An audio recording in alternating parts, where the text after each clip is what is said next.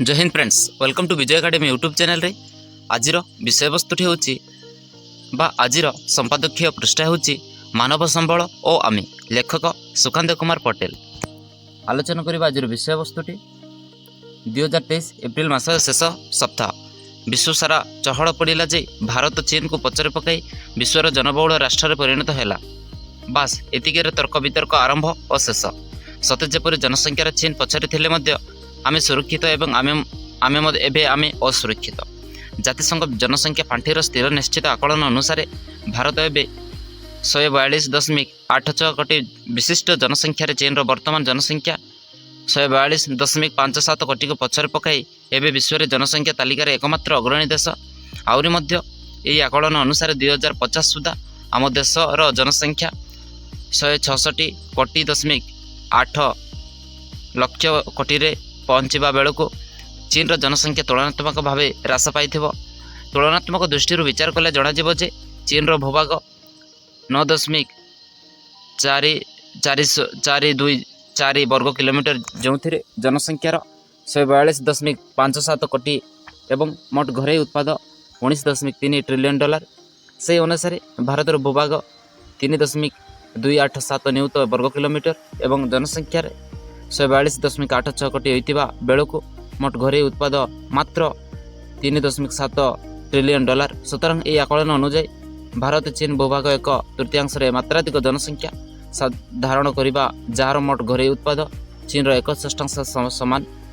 तेणु समस्त भय आशंका जे भविष्य में कौन हो, विशेषज्ञ मान आकलन अनुसार आगामी 3 दशंधि मध्य विश्वर जनसंख्यार प्राय 9.7 बिलियन पहुँचब। किंतु कहबार कथा जे उन्नत देशगुड़िकर वयस्क कार्यक्षम मानकर संख्या ह्रास पाउतिबा बेले उन्नतशील देश मानकर से संख्या वृद्धि पाउछि।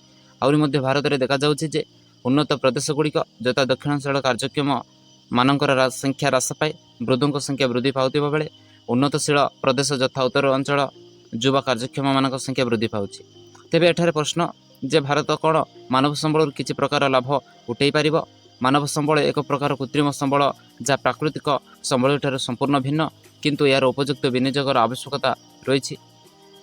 एक उदाहरण यह स्पष्ट हो जे एप्रिल 2023 रे आफ्रिका महादेशर सुदान राज्य में राजनैतिक अशांति जो प्राय 2000 भारतीयों को स्वतंत्र विमान जलजहाज जगे भारत फेरई अणाई। एठारे आकलन करा जाय पारे जे सुदान भली अनुन्नत राज्य में एते भारतीय कार्यरत तेबे समग्र विश्व में अन्य देश मानकर एपरि केते भारतीय कार्यरत न देबे। आमे से मानकु अर्थात मानव संबल को उपयुक्त विनियोग करूना। तेणु आमर मानव संबल अनुपयुक्त भाव अन्य देश विनियोग होइछि एवं एहुछि केवल सेतिक नुहे आमे आमर प्राकृतिक उभय प्राकृतिक कृत्रिम संबल को विनियोग करने को अक्षम। प्राकृतिक संबल यथा कोयला लुह पत्थर इत्यादि को आमे साग माछ दर में विदेश को रप्तानी करी सेमानक ठारू जहाँ आमे आमदानी करुछु ता सेमानकर मानव संबल उपयुक्त उपयोगिता जहाँ आम पाई नितांत स्वप्न। चली न जानी बाटर दश भली आमे जनसंख्या को दश दे चलीछु। समस्त को जना थिला जे दिने आमर जनसंख्या विश्व में प्रथम स्थान अधिकार करिवो। एबे ता संभव होला, किंतु यार विकल्प समाधान पाई कि व्यग्र होई नहीं केवल मात्र जनसंख्या विस्फोरण उपर चर्चा करने को प्राधान्य प्रदान कले। वर्तमान भारत एक उन्नत प्रगतिशील राष्ट्र अर्थनैतिक विश्व स्तर में 5म स्थान अधिकार करिछि। यार वयस्क कार्यक्षम संख्या 950 नियुत एवं प्रतिवर्ष प्राय 10 नियुत कार्यक्रम एथिरे एही बाहिनी योगदान करुथिबारु मानव संबल संख्या वृद्धि घटुछि। वर्धित कार्यक्रम मानव संबल को आमे विनियोग करिबार संपूर्ण अक्षम, अर्थात आम पाखरे निजुक्तिर सुजोग नाई जो भारतीय माने विदेश निजुक्ति लगी तत्पर प्रकाश करिसेंती। आकलन अनुसार कार्यक्रम 10 जन पुरुषों मध्य 4 जन एवं 4 जन कार्यक्रम महिला मध्य 3 जन विदेश निजुक्ति पाउछंती। एतुरु सहजर अनुमय जे आमे मानव संबलर सदुपयोग किपरि करुछु। एठारे प्रमुख प्रश्न जे भारत कौन कार्यक्रम मानव संबल को बजार में नियोजित करिपारिबो? अर्थात अर्थनीति शास्त्र अनुसार अर्थनीतिर द्रुत विकास घटिबो जेतेबेले उत्पादित जिनिस व्यवहार पुंजी लगान परिमाण वृद्धि घटिबो, किंतु केवल भित्तिभूमिर विकास द्वारा आम अर्थनीतिर विकास निम्नगामी होबार लागिछि। या मध्य आहुरी सत्य जे 42% श्रमिक केवल कृषि उपर निर्भरशील, जो आय जातीय आयर मात्र 6%। ସୁତରାଂ ଗ୍ରାମାଞ୍ଚଳ ଓ ସହରାଞ୍ଚଳ ମଧ୍ୟରେ ତଫାତ ମଧ୍ୟ ବୃଦ୍ଧି ପରିବାର ଲାଗିଛି।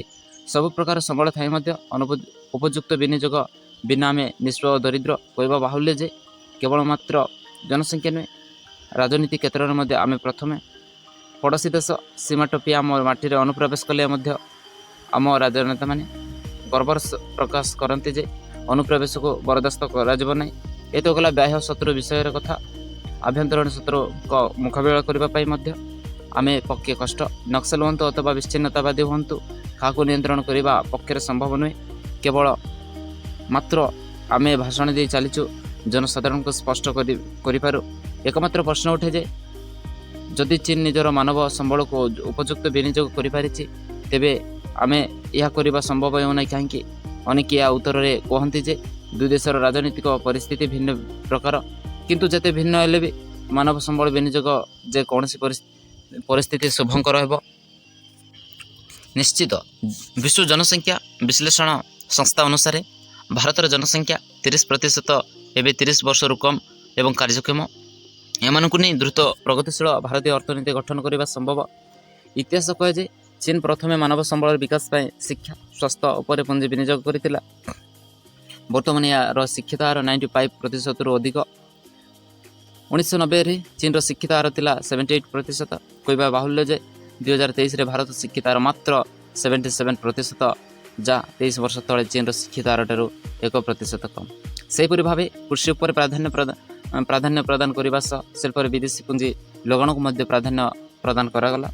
1990ରୁ 2000 ମଧ୍ୟରେ 20 ବର୍ଷରୁ 10 ବର୍ଷ ଚୀନର ମୋଟ ସାମଗ୍ରିକ ଆୟ 2 ଅଙ୍କ ଛୁଇଁଥିଲା। 1990ର ଦୁଇ ଦେଶରେ ମୋଟ ସାମଗ୍ରିକ ଆୟ ଥିଲା ଯଥାକ୍ରମେ 320 ଏବଂ 360 ବିଲିୟନ ଡଲାର। କିନ୍ତୁ ମାତ୍ର 2 ଦଶନ୍ଧି ମଧ୍ୟରେ ଚୀନର ଅଭିବୃଦ୍ଧି ଏବେ ଆକାଶ ଛୁଆଁ ହୋଇଥିବା ବେଳେ ଚୀନ ଓ ଭାରତ ମଧ୍ୟରେ ଏହି ଆକାଶ ପାତାଳ ପ୍ରଭେଦ।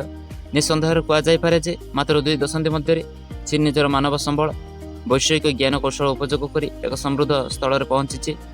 ଅଗ୍ରଣୀ ଅର୍ଥନୀତିରେ ଏବେ ପରିଣତ ହୋଇଛି। ବିଶ୍ୱ ବାଣିଜ୍ୟର ପ୍ରମୁଖ ସ୍ଥାନ ଅଧିକାର କରିବା ସହ ଜଳବାୟୁ ପରିବର୍ତ୍ତନ ସମୟରେ ମଧ୍ୟ ନିଜର ଅଭିବୃଦ୍ଧି ବଜାୟ ରଖିଛି। ଭାରତ ଏବେ ବିଶ୍ୱର ସବୁ କ୍ଷେତ୍ରରେ ପଛରେ, କିନ୍ତୁ ରାଜନୈତିକ ଭାଷାରେ ଏହା ଏବେ ଆମ ଦେଶ ବିଶ୍ୱ ଅର୍ଥନୀତିର 5ମ ସ୍ଥାନ ଅଧିକାର କରିଛି। ତେବେ ଆମ ଦେଶର କେତେ ଜନତା ଦାରିଦ୍ର୍ୟତା କଷାଘାତରେ ପୀଡ଼ିତ ତାହା ଅବଶ୍ୟ ରାଜନେତାମାନଙ୍କୁ ଜଣାନାହିଁ। କେବଳ କାଗଜ କଲମରେ ଆମେ ତ ଉନ୍ନତିଶୀଳ ଦେଶ। ଯେଉଁ ଦିନ ପର୍ଯ୍ୟନ୍ତ ଆମ ଦେଶର ଦାରିଦ୍ର୍ୟ ହଟିବ ନାହିଁ, ସେ ପର୍ଯ୍ୟନ୍ତ ଆମେ କି ଉନ୍ନତ ହେବା? ଜନସଂଖ୍ୟା ବୃଦ୍ଧିକୁ କେବଳ ମାତ୍ର ଅପେକ୍ଷା କରି କି ଲାଭ କ'ଣ? ତେବେ ଏବେ ବି ସମୟ ଅଛି। ଆମକୁ ପରିବର୍ତ୍ତିତ ପରିସ୍ଥିତି ନିଜକୁ ବଦଳାଇବାକୁ ପଡ଼ିବ। 2035 ସୁଦ୍ଧା ଆମର ମୋଟ ସାମଗ୍ରିକ ଆୟ ପ୍ରାୟ 10 ଟ୍ରିଲିୟନ ପହଞ୍ଚିବ। ସୁତରାଂ ଆମର ବଜାରକୁ ବୃଦ୍ଧି କରି ବିଦେଶକୁ ପୁଞ୍ଜି ଲଗାଣ ବୃଦ୍ଧି ଘଟାଇବାକୁ ପଡ଼ିବ। ଶ୍ରମିକମାନଙ୍କୁ ଛୋଟ ଛୋଟ ଘରୋଇ ଫାର୍ମରୁ ବୃହତ୍ ଶିଳ୍ପ ସ୍ଥାନାନ୍ତରିତ କରିବାକୁ ପଡ଼ିବ। ଏହା ପ୍ରତି ରାଜ୍ୟ ସ୍ତରରୁ କେନ୍ଦ୍ର ପର୍ଯ୍ୟନ୍ତ କରିବାକୁ ହେବ। ଯୁବବର୍ଗମାନଙ୍କୁ ସରକାରୀ ବେସରକାରୀ ସ୍ତରୀୟ କୌଶଳ ତାଲିମ ଶିବିର ଜରିଆରେ ବିଭିନ୍ନ କାରିଗରୀ କୌଶଳମାନ ପ୍ରଦାନ କରିବାକୁ ପଡ଼ିବ। ଏଠାରେ ପୂର୍ଣ୍ଣ ଉଲ୍ଲେଖଯୋଗ୍ୟ ଯେ ଜନସଂଖ୍ୟା ବୃଦ୍ଧି ଏକ ଅଭିଶାପ ନୁହେଁ ବରଂ ଆଶୀର୍ବାଦ। ଯଦି ମାନବ ସମ୍ବଳକୁ ଉପଯୁକ୍ତ ବିନିଯୋଗ କରାଯାଇପାରିବ, ଆମେ ଡିଜିଟାଲ ଭିତ୍ତିଭୂମି ସ୍ଥାପନ କରିବାରେ ଅନ୍ୟ ଦେଶମାନଙ୍କ ଠାରୁ ଆଗରେ ରହୁଛୁ। ଏହାଦ୍ୱାରା କୃଷି, ଶିକ୍ଷା, ସ୍ୱାସ୍ଥ୍ୟ କ୍ଷେତ୍ରରେ ଉନ୍ନତି ଅବସମ୍ଭାବୀ। ଶକ୍ତି କ୍ଷେତ୍ରରେ ନୂତନ ଜ୍ଞାନ କୌଶଳ, ଅକ୍ଷୟ ଉର୍ଜାରୁ ବିନିଯୋଗ କରାଇପାରିବ। ତେବେ ମୁଖ୍ୟ ଉଦ୍ଦେଶ୍ୟ ହେଉଛି ବର୍ଦ୍ଧିତ ଜନସଂଖ୍ୟା କାର୍ଯ୍ୟକ୍ରମ ଜନତାମାନଙ୍କୁ ଉପଯୁକ୍ତ ବିନିଯୋଗ ପ୍ରଦାନ କରିବା। ପରିଶେଷରେ ଏତିକି କହିହେବ ଯେ ରାଜନୀତି, ଅର୍ଥନୀତି ସକାରାତ୍ମକ ସହଯୋଗରେ ଜନସଂଖ୍ୟା ବୃଦ୍ଧିକୁ ଅଭିଶାପରୁ ଆଶୀର୍ବାଦରେ ପରିଣତ କରିହେବ। ମାନବ ସମ୍ବଳର ପୂର୍ଣ୍ଣ ବିନିଯୋଗ କରିହେବ, କିନ୍ତୁ ଏଥିରେ ସମସ୍ତଙ୍କର ପୂର୍ଣ୍ଣ ସହଯୋଗ ଲୋଡ଼ା। ଧନ୍ୟବାଦ। ଏହା ଥିଲା ଆଜିର ବିଷୟବସ୍ତୁଟି।